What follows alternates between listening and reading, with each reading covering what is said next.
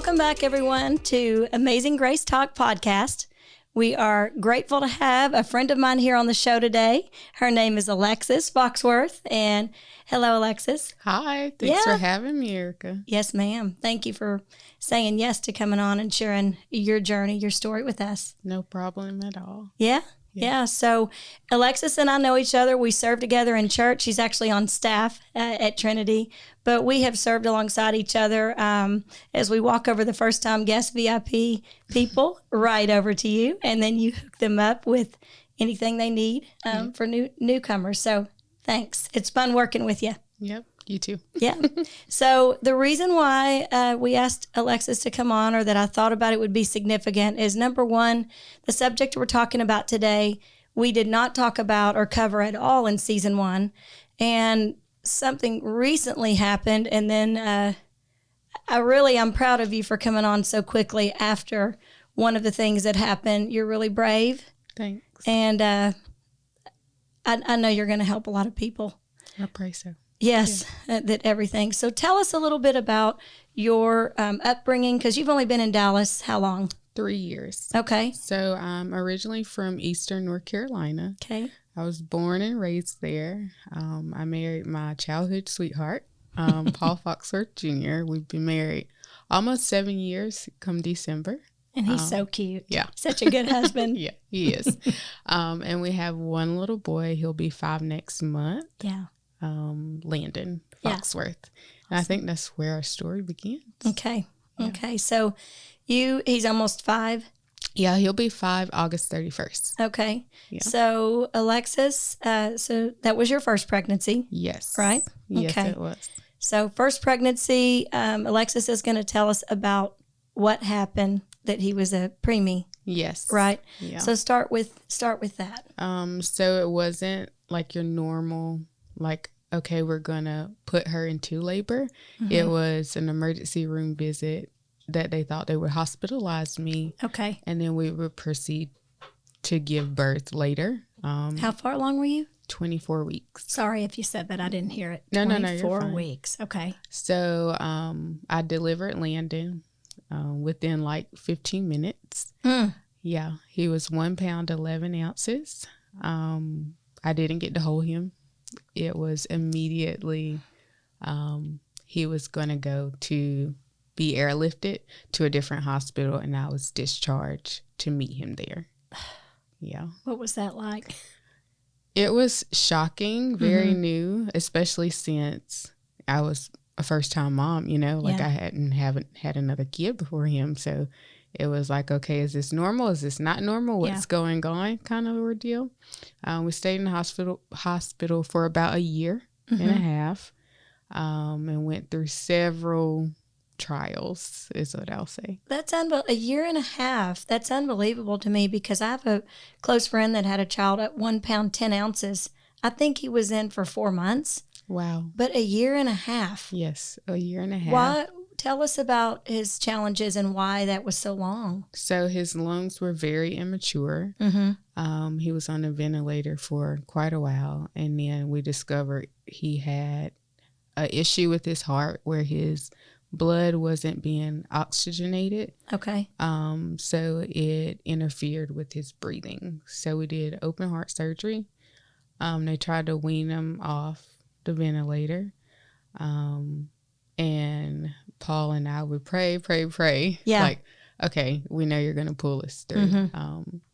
And so my day consisted of going to the hospital, praying, fasting, playing worship music in Landon's room. And I think at that moment it was where I had been shaken in faith, or like more dependent on God. Because I was raised in the church. Church was, I guess I would say now, like a routine thing for me. Just because my parents were pastors. Well, my mom is a pastor, and a lot of my family members are church going. Okay. So it was just a routine for me. But then it was like, okay, Lord, I need you for my son, but not only for my son, but for myself. Yeah. For the first time, you had a challenge that was so big, it was out of your control. Yes, for sure. So then you were tested, and I'm just not funny. I'm just laughing because I know how that faith can be tested. Yeah. So I love the fact that you played praise and worship music, and you were telling me when we were talking about this last night that you were very particular about the nurses that were involved in the room. If we spiritually we felt like it wasn't right for them to be around Landon, we would kindly ask them, can we get another nurse? Yeah. Or if they had a problem with worship music being played, then Paul would kindly tell them to go about their way, So we were very particular of who Landon came and encountered with, Yeah. And he was over him. I just feel like it's very important. He's so fragile at that point. Yeah. We're believing that God will pull him 100% through. Yeah. And have someone there with us to support us and know what they're doing and believe with us. Believe with you and not, I think that's, because there's sometimes in those situations, in medical situations, where they act like, you'll see them. You know what I mean? Like, they're praying. Oh, poor things. They're praying for a miracle. And they're just, we don't need that around us in those situations. And you were also telling me how the doctors were, telling you to have a trach? Yeah. So it was about the 10th or 11th month. They were tired of us being in the hospital, basically what it boiled down to. And they were like, okay, well, we're going to transfer you to a more advanced hospital, and they're going to put a trach in. You'll go home and you'll have nurses. And I was just like, no, the devil is a liar. We're believing and trusting that he's going to have a full, recovery. He's going to pull through this. And we declined and kept praying and fasting, and it was a whole family ordeal. And 3 days later, he was put on nasal cannula, which is just basic oxygen. And then we went home. You went home. What would have happened had you put the trach in his throat? He would have basically had delayed. He wouldn't have been able to talk. At all? Mm-mm. So, like, when you go in the hospital, it's a trach in your throat, just like an adult. Right. So it could damage his vocal cords, and then delay his growth and development as far as like physical activities. And you knew that when they were offering that? Did you just research, or how did you know? Yeah, I started looking up, probably like a little bit obsessive, but I looked it up. And I started asking questions, and it was the hard questions to the doctors. Well, that might be a part of, change of lifestyle, but never saying this is what it will be. But something just didn't sit right with me with moving forward. So it was a gamble, we're just going to believe it, that it's going to happen. It's going to come to pass, and it happened. And aren't you great? I think you've got to be grateful for that discernment to know they're telling me to do this, but this isn't right. Yeah. And you just went with your faith. Yeah. And then they saw a miracle. Did they ever recognize it was a miracle? Yeah, they did. Yeah. Especially if we walked through the hospital doors now and came face to face with those doctors and they saw Landon. A lot of times they're like, I cannot believe you've met him. Like, if we would have done the trade, his music abilities or his personality, it wouldn't be Landon. Yeah. And he's adorable. Yeah. So cute. So he doesn't have any delayed or any? No, he's actually ahead of time. Wow. So that was, communication has always been like over and beyond on the charts. I mean, he's a little smaller than the average 5-year-old, but I'm short. So that goes right along with it. It goes along. But learning, he picks up. Wow. That is a miracle. Yeah. So no delays there. No oxygen. He's a normal, rowdy little boy. He's so cute. Yeah. I love when your husband and he, one of the times maybe fathers say they were both in the same shirt. Yeah. They were matching. That happens quite often. I love it. Keep doing it. It's really, really cute. Yeah. Makes everybody smile. Yeah. So when did you get pregnant next? Oh, boy. So Landon was actually in the hospital. And I started getting sick, and I was like, oh boy. So I wasn't on birth control or anything because I was breastfeeding, but pumping, Yeah. And I found out I was pregnant. I went and thought I had the flu and discovered I was pregnant again. So that was Liam. He passed away 4 hours after I delivered. How early was he? He was 23 weeks. Yeah. So Was Landon, he was still in the hospital? Or he had just got out. Just came home. Wait a minute. He just came home. We didn't discuss this part last night. I mean, I'm putting this in timeline. Your son, who was, Landon, in the hospital a year and a half. Mm-hmm. Then you went in early delivery, delivered him. He lived for 4 days. 4 hours. 4 hours. So they warned us before I delivered and said, hey, we know your experience with Landon, 24 weeks. And I was believing, this is going to be another God thing. It's going to be a miracle. And when he was born, he was smaller, a little bit smaller than Landon. So Landon was 1 pound, 11 ounces, and Liam was 1 pound. Okay. So it was like, he's too small for us to intubate him. So he's going to be born alive, and you have your time with him. And then you got to say goodbye. And it ripped my world apart a little bit, because it was like, I don't understand what's going on here. I don't know how you even breathe. Yeah. I mean, literally, just, you were already going through so much. Yeah. And then to have that happen. Did you have to walk through the process of a funeral, or what do you do at that? You don't have, not at that point? So we didn't do a funeral. So the birth, I guess, weight was too small. Like you could do, we do cremation, but not like an actual. Okay. I didn't know funeral. like what, I think there's different laws and different, right? So we discovered the recent, like in May. So May, we didn't do a funeral, but we had to go through the funeral home process. You did? Yes. Okay. Yeah. So that was baby number 2. That was Liam. Right, that you were just talking about. Yes. Yeah. Baby number 2 was Liam. Liam. Yeah. And then, so you've got Landon home. You're taking care of him. New mommy. Yeah. I mean, even though it's a year and a half, new mommy. Yeah. Then you go through this loss. Yeah. And What was next? It was like, I don't know if it was the transition of we're coming out the hospital, we're out the rough end of things. And we just lost a baby, and I felt like it became numb a little bit because I was so focused on Landon's health. Yeah. So then we took a year break, and tried again, and moved here to Texas. Okay. And I remember sitting in the bathroom with the U-Haul truck outside of our house and saying, Paul, if this pregnancy test is positive, I'm not moving to Texas. And it was negative. And then we moved here, and 2 weeks later, it was positive. Yes. Wow. Now, did you just want to stay home because you had your family and people close to you?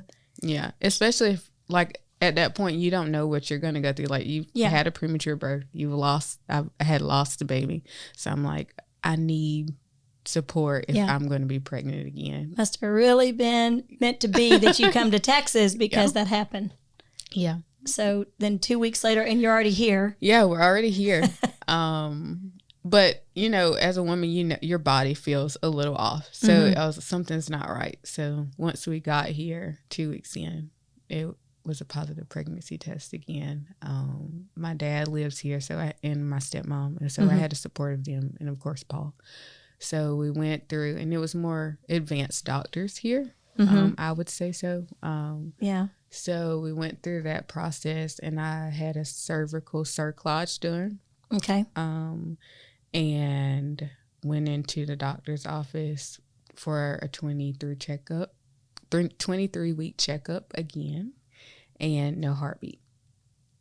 But you had a heartbeat even? Yeah. a week that? before. A week before. Yeah. So now I'm at a point, once I get pregnant, I have to go to the doctor every single week. So I was going to the doctor every single week once I was pregnant with Araya. And the 23-week appointment, they gave us the news, no heartbeat. How do you not break down on the floor and stay there? I don't know. God. Yeah. God and Holy Spirit. Yeah. And the support of my husband. So you pick yourself up. You had to go and deliver her. Yeah. So I went in and did a vaginal delivery, and I hemorrhaged. So it got pretty scary. I did 5 blood transfusions. Yeah. And it was a healing process after it, like mentally, physically, because all the emotions that I would go through with bringing the baby home, I had to still go through those. Yeah. So it was a process. My mom came and flew out for the first time ever and kind of helped me pull myself together. And we picked up and kept on going. I bet when you were going through that hemorrhaging, I bet Paul was just... Yeah. I mean, because you could have been lost as well, right? Yeah. 5 blood transfusions? Yeah. That's a lot. I mean, was it close that you could have? Yeah. I can't even say the words. Yeah. Yeah. I can't imagine what he was feeling at that moment. Yeah. I mean, it was scary. Did you know, were you kind of put out, or did you know what was going on? I was out of it. Yeah. Yeah. I was Goodness for that. Yeah. I was out of it. 'Cause that's too much. Yeah. So just this July. So May. Of this year? Yeah. Of this year. We went through this time it was intentional, like, hey, we're going to go after this again. We're going to believe God that he's going to pull a healthy baby. And our prayer was that we would come home with the baby. Yeah. And everything looked awesome. Nothing, no blood work all the blood tests, good. Surgery for the cerclage, great. Yeah. Ultrasounds, heartbeat was fine. And then we went in right at 24 weeks and no heartbeat again. And I feel like this time God had prepped me for it. Because I don't know, I kept telling Paul, something doesn't feel right. So he ended up going to the doctor's appointment with me. And I felt like God graced me and spiritually kept me in tune with my body, I guess, to know something was up. But I didn't want to believe it. Like, I feel like he warned me almost. Because it was Paul that broke down this time. Like, I can't believe why are we here again, you know? So in that moment, we're in the hospital, we're about to deliver. And at this point, I'm just like, Lord, what is it? What are you asking of me? Or why do I have to keep going through the same thing over and over again? And I remember having my phone, but Paul taking my phone away because I was texting random people. I mean, you were drugged up. Yeah, I was drugged up. Or were you saying all kinds of? Well, I feel like it was a spiritual encounter, because now going back through those messages, it was like, maybe this is a moment where God is pushing me into my purpose.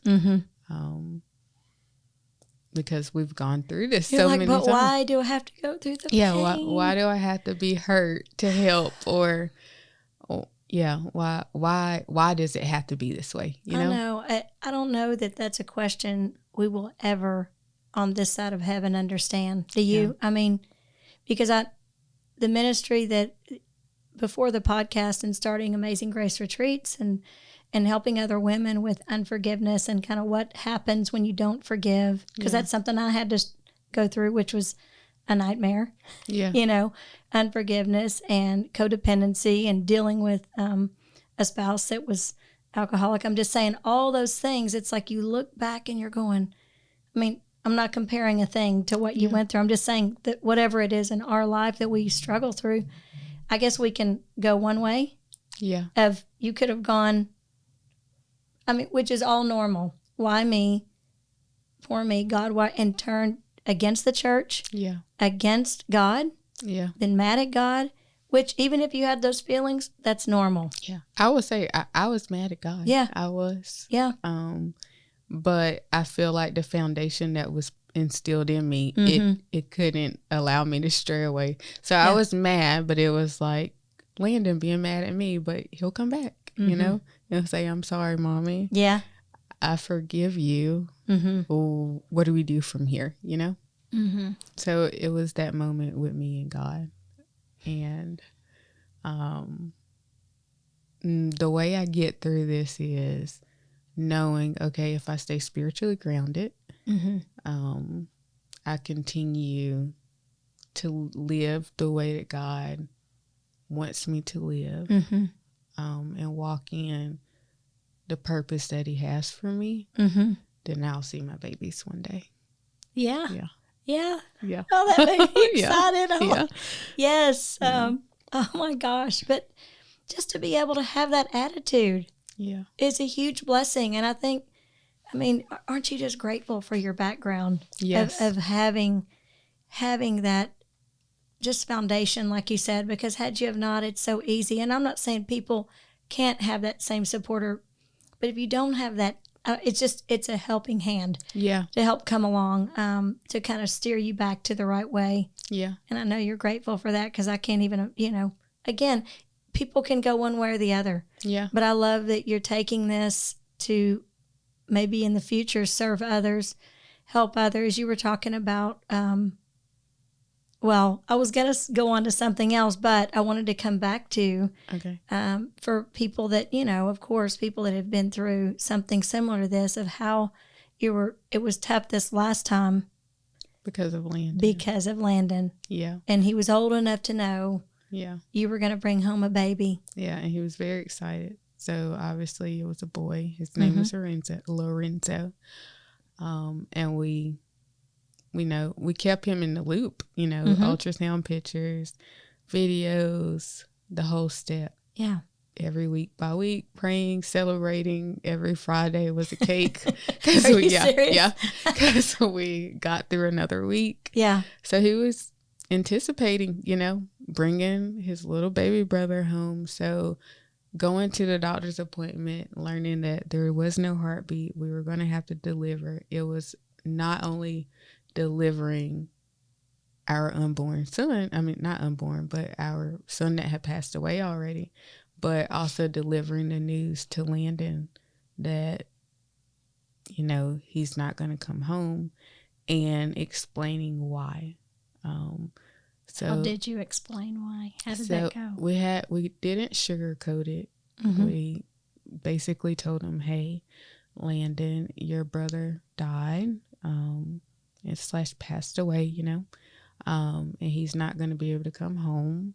He's going to go to his heavenly home, and we're going to do all that we can to raise you up right. So it'll be your choice to continue to live the right way so you can see him when you meet. That is so beautiful. But how did you know that? You just, I don't know. Holy Me and Paul Spirit together. just kind of brought it to you. I mean, that's beautiful. Yeah.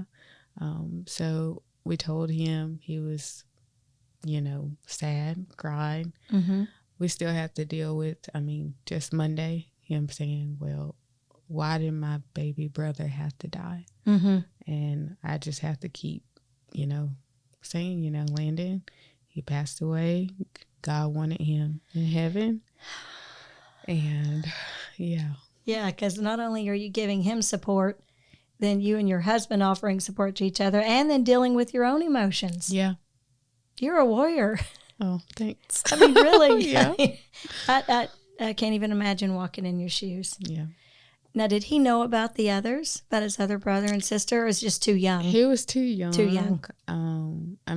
When we went through the motions, we got pictures taken, but it's nothing that I would share with him now. No. But if he ever has questions, sure. Yeah, we'll be open. And then tell us about how Landon, he's like a little pastor. Yes, he is.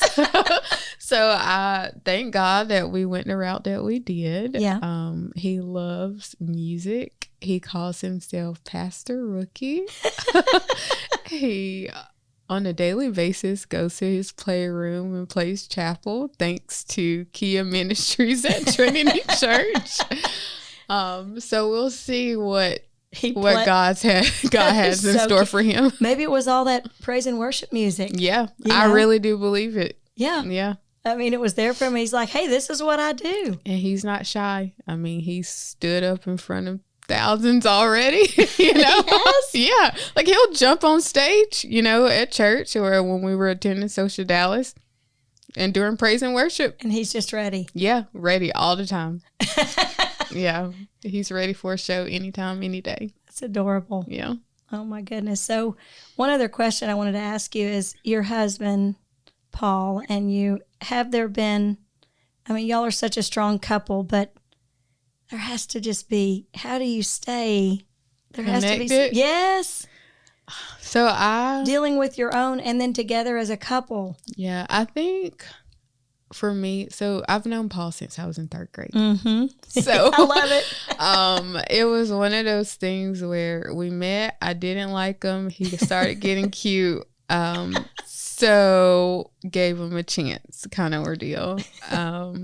So it's kind of like when you know a person front and backward, you kind of know where to fill in the gaps and where not to go, you know?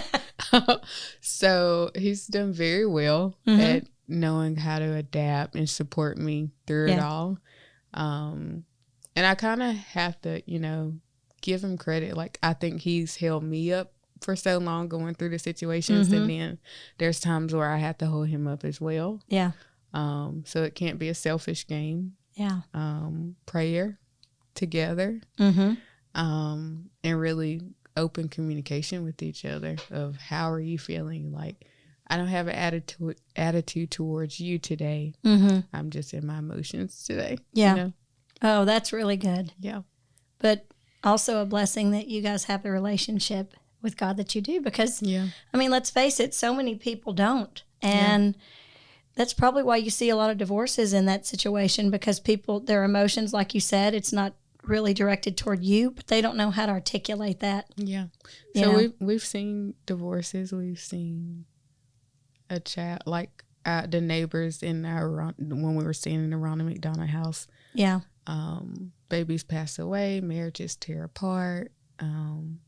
And you know, the crazy thing is like, even thinking back now, like I feel like that's where I'm not even sure if I mean, it's coming out, but like our ministry started, like we've always been a helping hand to even those. So like Landon was in the hospital, funerals going, and a couple asked us, hey, can you be there to support us? And you know, it's just turned into your ministry. Yeah. Now, will you try again? I will try again. Yeah. I think it's one of those, this might sound bad, truth or dare kind of situations. Truth is I'm fearful, you know, of trying again because of, you know, the situations that we've gone through. But I'm daring to God to pull us through again, you know? So that's where I am.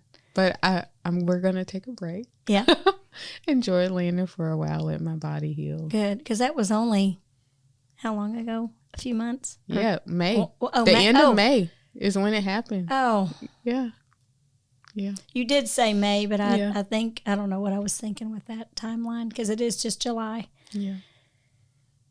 Yeah. What a breath of fresh air just to see. I mean, you smile. Yeah. I mean, really just even to smile coming through all that you've come through. Yeah. And I mean, that is a testament of a strong relationship with God. I love that. Yeah. That ought to be, even if someone's hearing the show that has not walked through that same situation, we've all walked through things in our life, and just the testament of you still walking and believing in God's promises is a huge thing to share with others. Yeah. So I appreciate that. Now tell me one more thing about, or do you want to share anything about what may come in the future? Yes. Okay. Sure. Okay. So Paul and I are feeling led to start a foundation for families that's in the NICU, premature births, and that have lost children, particular babies, that are kind of walking through the same situation as us. So that's in the works. To offer support and as much as whatever we can help with, we are going to help with. That's great. Yeah. I love that. Well, we'll update everyone and put the information, any information as it develops in the show notes so they can reach out to Alexis and Paul and be able to offer a helping hand in whatever way that looks like at that time. So, but I thank you for really 2 months. It's only been 2 months. Yeah. Really, like I said, you are a warrior. I really believe that. I'm sitting here looking at you going, this is amazing that you're here. Yeah. And we're willing to share all this with us. So thanks for shining your light today. Well, thanks for having me. Yeah. Yes, ma'am. Thank you so much. Well, thanks everyone for joining us again. And don't forget to follow me on Instagram or Facebook at Erica C. Meyer Williamson. And please subscribe to this podcast so you won't miss any of the amazing stories that could open your eyes in seeing God in a whole new light and bring hope and healing to your life.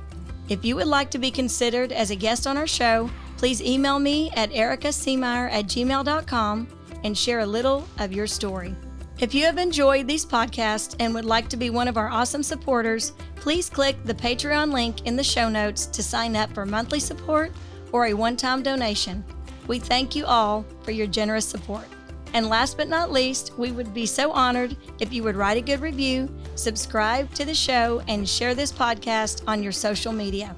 We'll see you back here next time on Amazing Grace Talk.